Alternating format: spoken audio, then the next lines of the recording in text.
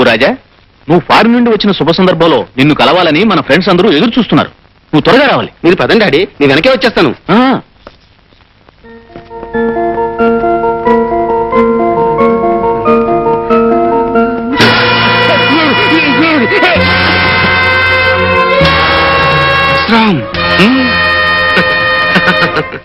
విదేశాలకు పారిపోయినా నీ జ్ఞాపక శక్తి ఏ మాత్రం తగ్గనందుకు చాలా సంతోషం.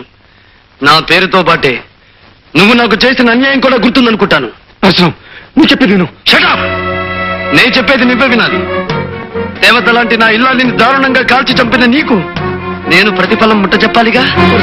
ప్లీజ్ నన్నేం చేయదు. నాకేదైనా జరిగితే నా భార్య బిడ్డలు ఆదరైపోతారు. రాజా, ఈ రోజు నీ వాళ్ళ గురించి ఆలోచించుకునే నువ్వు ఒక పచ్చని కాపురాన్ని ఆదిలోనే అంతం చేశావు. అందుకు ఈ రోజు అనుభవించి తీరుతావు. అయినా చావడం బ్రతకడం అనేది నా చేతుల్లో ఉంచుకోక విధి చేతుల్లో ఉంచుతున్నాను. ఇదిగో, వీటిలో ఒక్కొక్క రివాల్వర్ ఉంది. ఒక్కొక్క రివాల్వర్ కి ఒక్కొక్క బుల్లెట్ మాత్రమే ఉంది. ఒకటి నా కోసం, ఇంకొకటి నీ కోసం. వద్దు పరశురాం, నన్ను చంపొద్దు. నన్ను వదిలే పరశురాం. కన్ను పెట్ట పరశురాం, నన్ను వదిలే పరశురాం.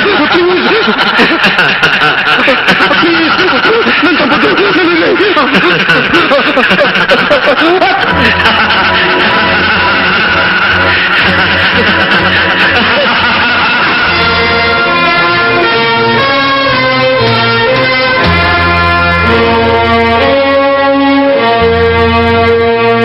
పరశురాం, పరశురాం, పరశురాం.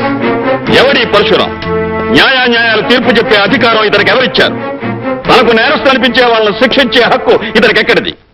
తనకు నచ్చిన వాళ్ళను దెబ్బతీసి తను మెచ్చిన వాళ్ళని చేరదీసే అధికారం ఇతనికి ఎవరిచ్చారు? ఐశ్వర్యవంతుల బిడ్డల్ని అదరగొట్టి అధికారులను అడ్డు తప్పించుకు తిరిగే ఇతన్ని పట్టి శిక్షించే అవకాశమే లేదా? సార్, ఈ పరశురాం చాలా తెలివినవాడు. తలుచుకున్న పని చేస్తాడు. చేసిన పనికి సాక్ష్యాలు ఆధారాలు లేకుండా చేస్తాడు. మన డిపార్ట్మెంట్ ఎంత తెలివిగా వాళ్ళ పనినా తప్పించుకు తిరుగుతున్నాడు సార్. తప్పించుకుంటున్నాడని ఊరుకుంటే అది మన డిపార్ట్మెంట్ తప్పవుతుంది. అతన్ని ఏ విధంగానైనా చట్టం పట్టుకు తీరాలి. పరశురామును ఒకసారి పిలిపించండి. Okay sir. మిస్టర్ పరశురాం, నేను అడిగే ప్రశ్నకి మీరిచ్చే సమాధానం ఏమిటి? ఎక్స్క్యూజ్ మీ రంగారావు సార్, మీరు మా లాయర్. చట్టం గురించి మీకు తెలుసు, న్యాయం గురించి ఆయనకు తెలుసు. కనుక మీ ప్రశ్నలకు సమాధానం చెప్పగలిగింది నేను కాదు, ఆయన. ఐసి, ఇంతకీ మీకు తెలుసున్నదేమిటో? ఒకే మాటతో ఒకే బాటలో నీటుగా సూటిగా నడిచిపోవడమే నాకు తెలుసు. నేను వెళ్ళి రావచ్చుగా? You can go. Thank you sir.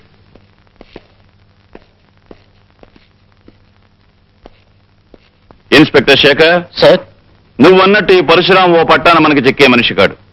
ఇతని కేసు హ్యాండిల్ చేయగలిగిన వాడు ఒక్కడే ఉన్నాడు. ఎవరు సార్? Vizag police ASP mister Vijay. What? నేను వెంటనే బయలుదేరుస్తున్నాను. I will smash those bastards.